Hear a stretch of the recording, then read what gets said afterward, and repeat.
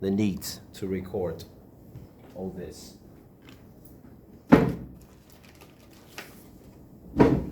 Okay, first question from my lesson about noun phrases. Here we go. What is a noun phrase? You know, I think that anytime I do a grammatical explanation, it needs to be at the beginning of the lesson. If I do it in the middle or at the end, you will die. It has to be now, because you still have some energy. Okay, what is a noun phrase? Have a look at this. Have a look at this sentence. Workers will get a new payment of the month.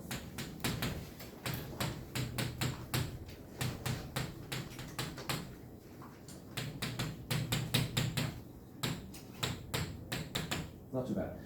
Workers will get a new payment of the month. Okay, what is a noun phrase? A noun phrase is a group of words in which the most important word is the noun. I repeat, a noun phrase is one unit. It can be composed of one word or many words, but the most important word is the noun. Sometimes it's just one word. Have a look at this. Workers. This is the subject of the sentence, and it's composed of one word. What type of word is it? Noun. A noun. So how do you call this unit? This unit is a noun phrase. A noun phrase composed of just one word, workers. However, it can be composed of more than one word. Let's have a look at the predicate. Subject and predicate. Let's have a look at the predicate of the sentence. Will get a new payment of the month. Okay. What are they going to get? What is the object? A new payment. A new payment of the month. Have a look at this unit here. A new payment. A new payment of the month. What is the most important word in this block? Payment. Payment is the most important word. You could just say a new payment or a payment. Yeah. So therefore, this is a noun phrase. Here, it's an object. Yeah. Here, a new. It's actually modifying. What happened? It's actually modifying the word payment. Pre-modifying the word payment. I repeat. Pre-payment, the noun can be pre-modified. But have a look at this. Of the month. This is a prepositional phrase. Yeah, this is a prepositional phrase. PP. PP, not the political party.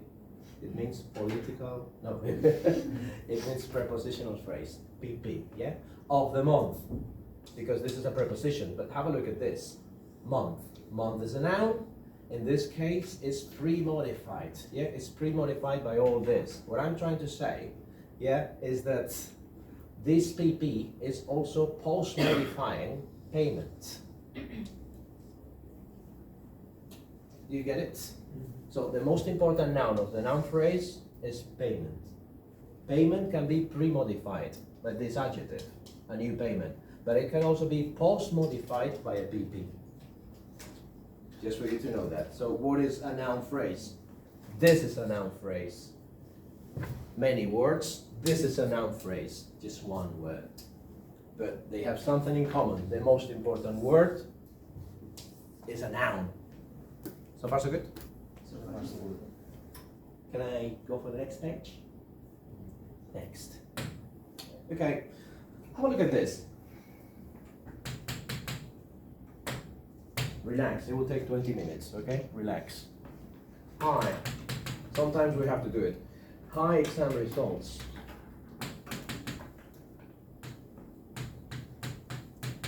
High exam results mean a rise in self-confidence.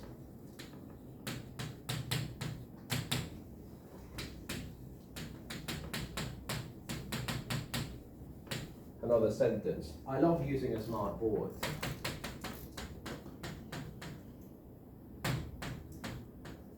Using.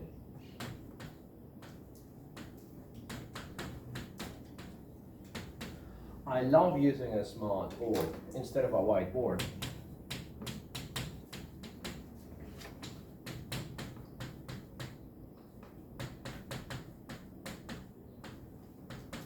What am I talking about here? Here I'm talking about compound nouns.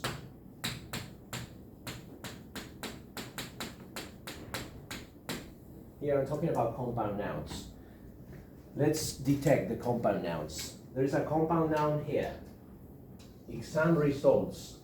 That's a compound noun. Any other compound noun? Self-confidence. That's a compound noun. Any other compound noun? Smart board. And then one more? Whiteboard. What am I trying to teach you with this? I'm trying to teach you that compound nouns can be made of two separate nouns. One noun, another noun, separated. The same with smart board. One noun, another noun, separated nouns. But they could also be joined. Sometimes they can be joined by this thing. How do you call that thing? Hyphen. Sometimes they can be separated by hyphen. Or sometimes whiteboard. They're just one word. No spaces. Remember that. Those are the different combinations you can get for compound nouns. Separated, together as one word, or hyphenated. Separated, hyphenated, joined. So far so good? It's been recorded. So you can always look to my YouTube channel later. Okay, compound nouns. Compound nouns normally refer to a well-established idea. Well-established idea. This is an A, okay? Established, well-established idea. So for example, you can say things. No, sorry. That's okay. You can say things such as, for example, pollution. This is a compound noun and it is a very well-established idea. You can say things like climate change. This is okay, this is okay. This is a well-established idea. You can say things like a tax increases or tax increase. This is a compound noun and it's a very well-established idea. Everybody knows what air pollution is, what climate change is, what a tax increase is. However, there are times in which it is forced. For example, the disposal of plastic cups.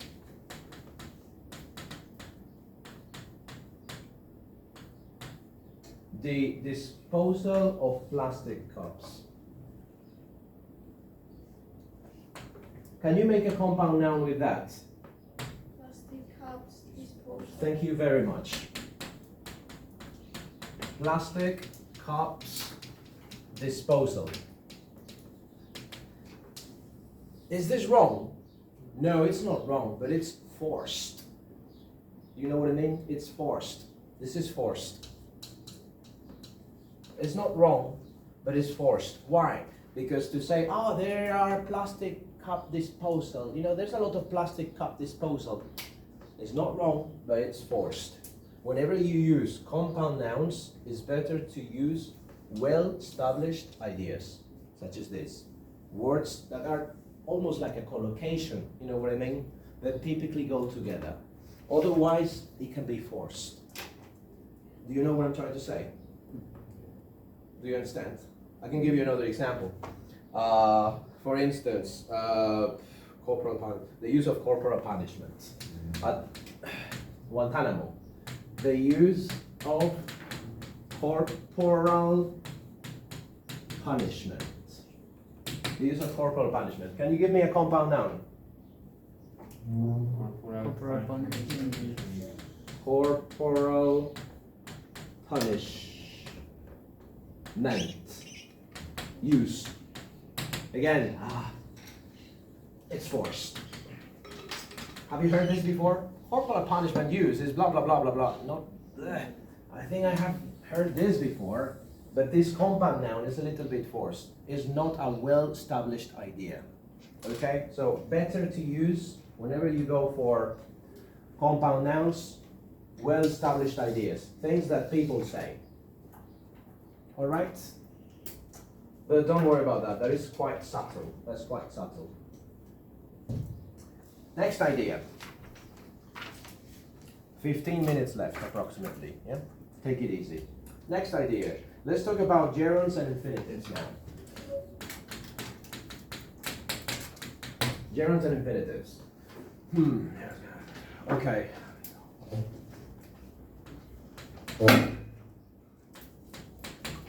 Having talked to her was a great relief.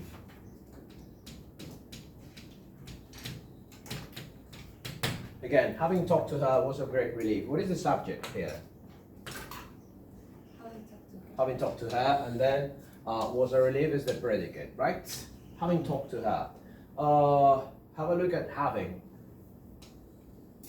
Or having talked. Yeah? Again, is that a noun or a verb? Those are verbs, but they are functioning as nouns. How do you make a noun work, a verb work as a noun?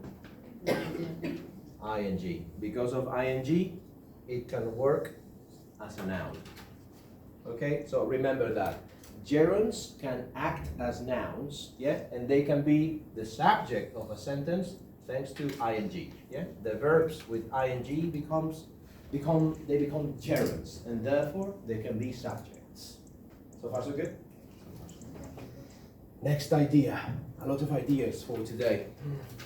Okay, have a look at this.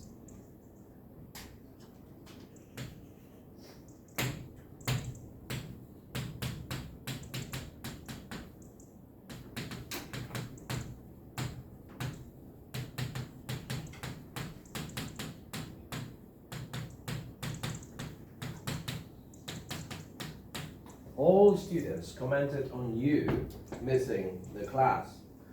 Another one. Would you like me? Would you like me? Would you like me teaching these units?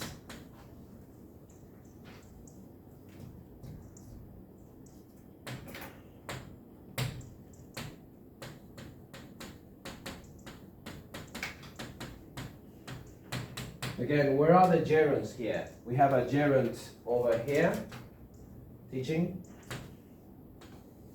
And we have another gerund over here, missing. Okay, these are the gerunds. Now, what I want to do is to make clear who or what is the subject of the gerund. Who is the subject of the gerund? This is the gerund. This is the gerund. First sentence. All students commented on you missing the class. What is the subject of the gerund? All students or you? You. So you is the subject of the gerund. Would you like me teaching this unit? You or me? Which one is the subject of the gerund? Me. Me is the agent. Yeah? Me. So what am I trying to explain with this? What I'm trying to say is that pronouns or nouns, yeah, this is a pronoun, yeah? Pronouns, yeah? Pronouns or nouns can be used to make clear who or what is the subject of the gerund. I repeat, a pronoun or a noun can be used to make clear who or what is the subject of the gerund, because it could be confusing. Somebody could think that students is the subject, somebody could think that you is the subject of the gerund, but no. We use this pronoun here to make sure that everybody understands that this is the subject of the gerund. This is the subject of the gerund. So far so good? I repeat, we use pronouns to make clear who is the subject of the gerund. And now, I think you are familiar with this structure, right? Students commented on you missing the class. You heard it before, right? Would you like me teaching this unit? Maybe you heard something like, would you like me to teach? Yeah, within the infinitive. Well, you can also do it with the gerund. And now another twist. instead of just a personal pronoun, you can also use a possessive pronoun. You could say your. And this is also okay. All students commented on your missing the class. And this is correct. The same as this. Possessive. Would you like me teaching the unit? So it's also correct to say my. This is advanced, okay? This is proficiency. Yeah? Proficiency C2 complicated grammar. Would you like my teaching this unit? This is counterintuitive. Yeah, but it is true. But then missing and teaching act as a noun, no as an adverb, no? Sorry, can you repeat? Yeah, that if you write you're missing on my teaching, then missing and teaching act as a noun, no as an adverb. That's why I'm saying it's counterintuitive. Yeah, it's counterintuitive. But here, this is, call it a set structure. Yeah, this is a set structure. It's an already made expression. Yeah, we just need to learn it like this. Normally, if you say a possessive, then you think, okay, so the rest has to be a noun. Yeah, that's why this structure is counterintuitive. Yeah, but it is the way it is. Yeah, so you can use a pronoun, that's the normal thing, you missing the class, but you can say you're missing the class. But yeah, when you say you're missing the class, intuitively you think that this becomes a noun. Yeah. My teaching this unit, intuitively you can think that this is a noun. As a matter of fact, a gerund can work as a noun. Okay, so personal pronoun, me. Sorry, personal pronoun, would you like me teaching? This is an object pronoun. Me teaching, or possessive, also okay. My teaching. Remember this, yeah? Advanced grammar for the C2 level. So far so good? Remember this, yeah? Remember this. I will test that later. Okay, next piece of information. If the gerund has an object, it can come after the gerund. For example, drinking is not permitted in the classroom.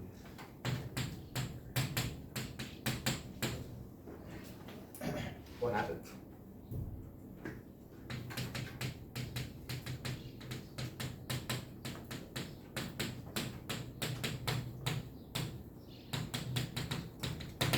Drinking fizzy drinks is not permitted in the classroom. Again, what is the subject of this sentence?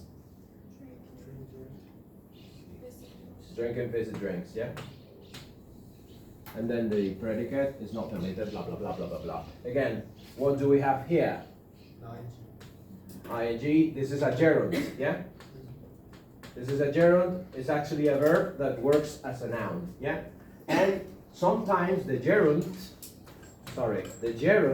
has an object. Fizzy drinks. Fizzy drink is the object of the gerund. Okay? I repeat. Sometimes the gerund can have an object. Yeah? So just for you to know. And the object comes after the gerund. Yeah? Sometimes the gerund, working as a noun, has an object. Yeah? And it comes after the gerund. Drinking what? Drinking fizzy drinks. We can make this sentence more formal with the. The blah blah blah of.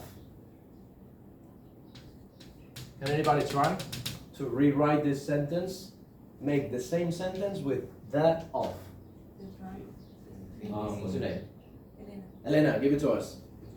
The drunk of fizzy drinks is not permitted in the class. Almost there. Manuel, improve it. The drinking. The drinking. The drinking of fizzy drinks is not. The drinking of fizzy drinks. This is quite redundant. Drinking drinks, yeah? Drinks is not permitted in the classroom. So you can also use, just for you to know, you can also use the structure the of. Here you have the gerund, and here you have the object of the gerund. Yeah? The object of the gerund. When you use this structure with the of, which one would you say is more formal? The first or the second? The second. This sentence is much more formal.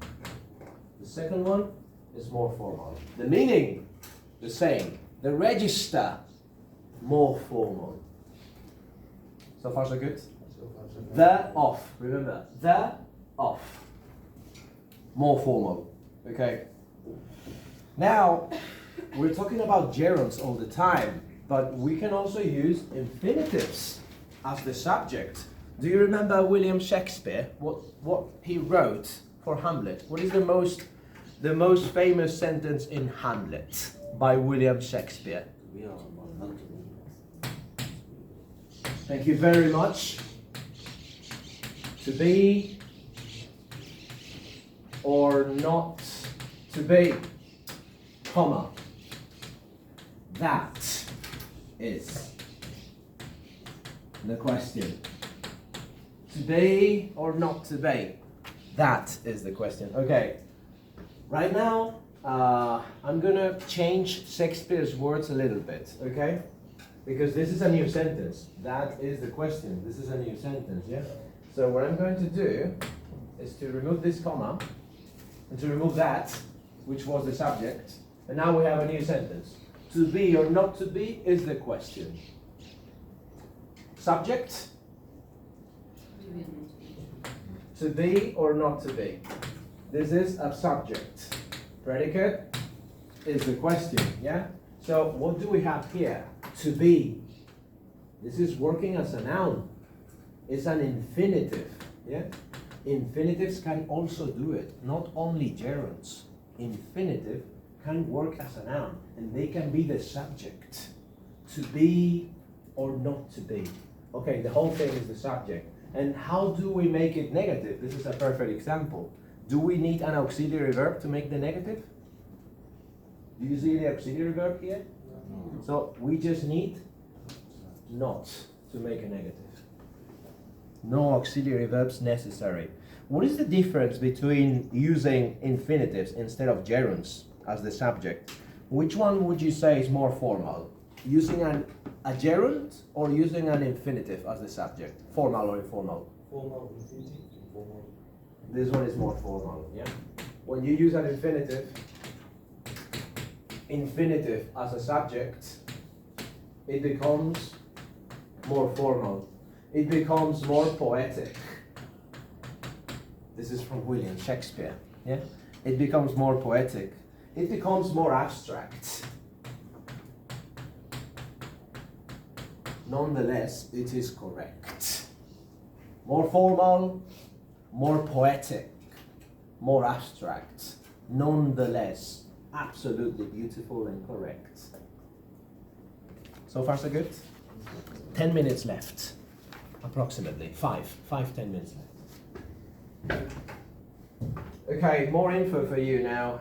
Using a noun phrase instead of a verb phrase. Oh, this is okay. I'm gonna give you a sentence, and I want you to give it back to me much more formal. I'll give it to you informal, and then you give it to me formal. Ready? Okay, you give it to me formal with the word automation.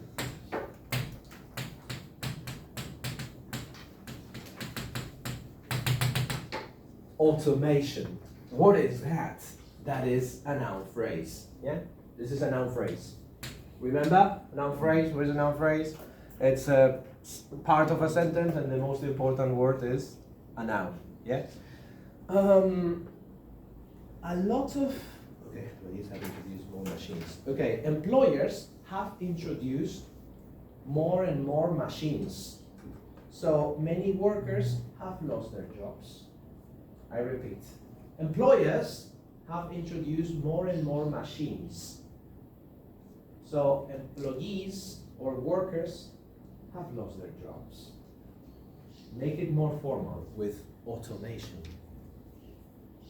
Okay, let me give it to you a little bit more. With has resulted. Employers have introduced more and more machines. So many workers have lost their jobs. I think Sarah is on fire. Give it to us. Automation? Automation has resulted in the unemployment of employees. Okay, automation has resulted in even more formal with another noun phrase. A noun phrase for employers losing their jobs. Job losses. 1 point for Master Victor. Full sentence, Victor. Automation has resulted in job losses. Job losses. Job losses. Yeah, job losses. So have a look at this. Automation. NP. Job losses. NP. What am I doing here? I'm using a noun phrase. This is what I'm doing. I'm using a noun phrase, NP, instead of a verb phrase, instead of a VP. So if I say, a lot of employers have introduced more machines, and because of that, many workers have lost their jobs. That is informal, using verbs. But if you want to be formal, you can just use a noun phrase. Automation has resulted in job losses. This is shorter. This is more formal and more impersonal. I repeat, using noun phrases instead of verb phrases is more formal. It's more impersonal. Because actually I'm not naming the employers. In the informal one I say employers are introducing more and more machines and employees are losing their jobs. I'm not naming anybody. I'm being impersonal. Automation has resulted in job losses. So thanks to noun phrases, you can be more formal and you can be more impersonal. Do you understand? Okay, more. Another one. Oh yeah, negative ideas, negative ideas. Okay, you can express negative ideas. 7 minutes left, approximately, 5, 7, yeah? You can express negative ideas with these structures. Failure to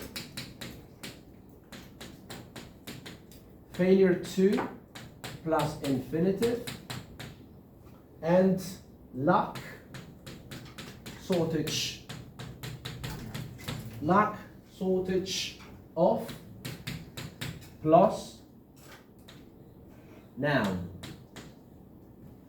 Failure to plus infinitive, lack, shortage of, plus noun. Okay, I'll give you the beginning of a sentence and you can help me. Failure to.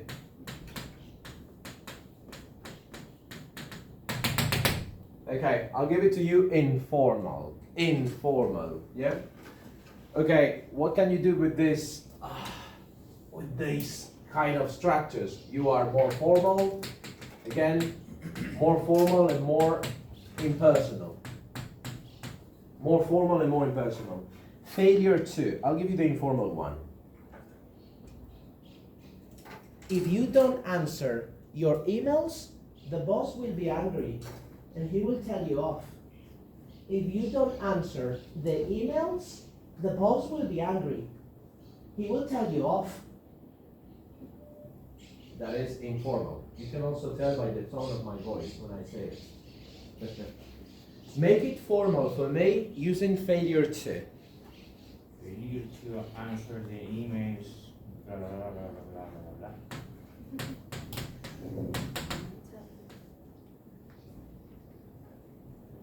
Very good, very good. Failure to answer your emails, yeah?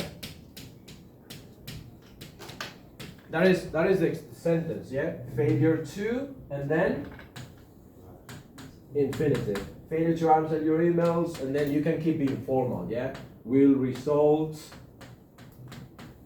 in a verbal warning.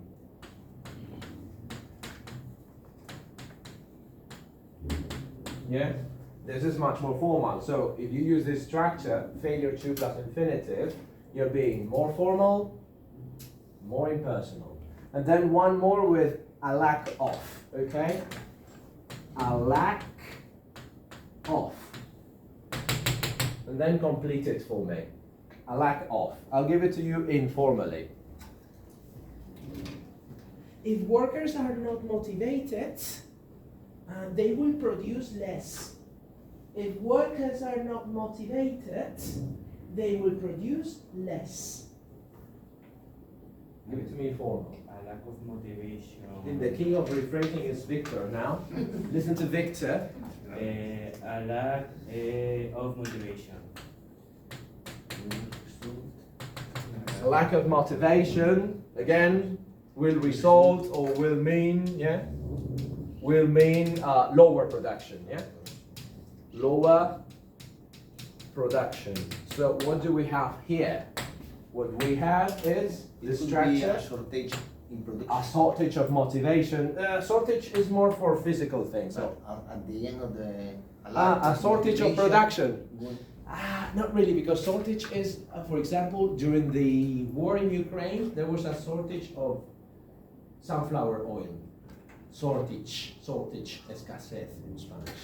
Yeah. Okay, so remember, guys, lack of, and then a noun. Failure to, and then infinitive. You're more formal, you're more impersonal.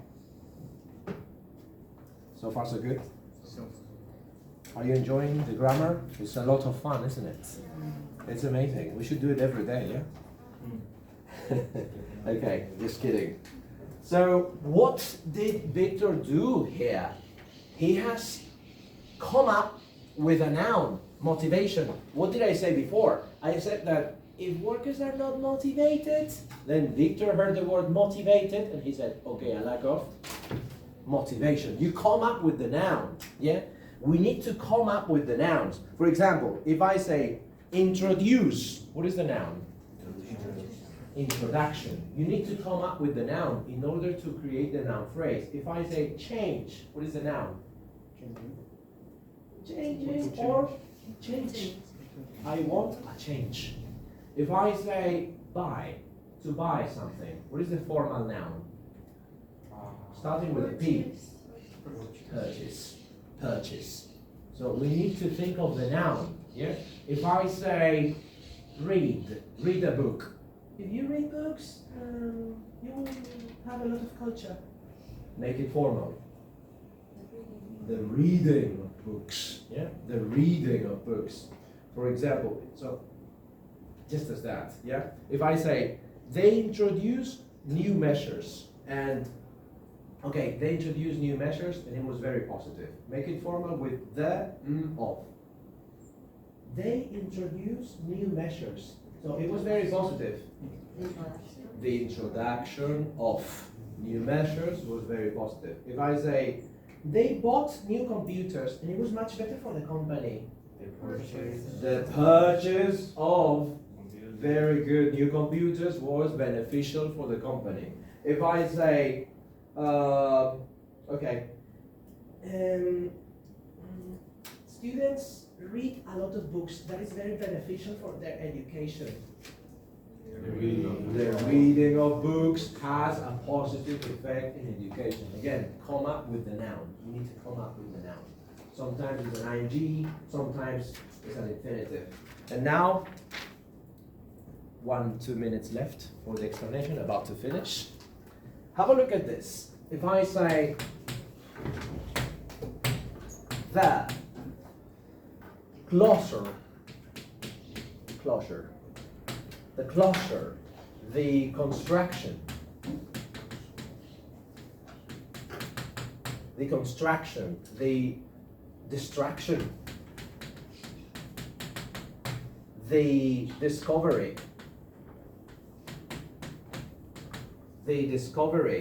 the knowledge, and many other verbs that you will find in page 175. I'm not gonna write them all. Then here we need a preposition and then something. What is the preposition, guys?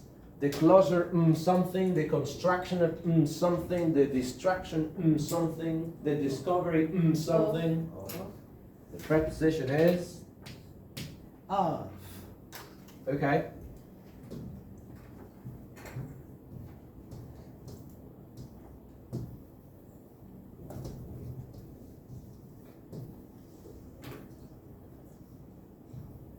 Okay. Now, if I say that Oops. If I say change. If I say delay. If I say fall. If I say growth. If I say reduction. And many other verbs that you will find in page 175. What is the delay? Something. Sorry, delay, something. Fall, something. Reduction, something. What is the preposition? The right preposition is in. Remember that for these nouns, for these nouns. And remember that you have the complete list in page 175, on page 175. Okay, and finally, the last set.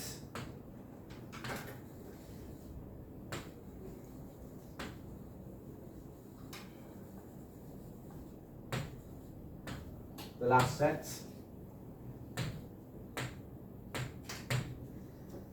Admiration.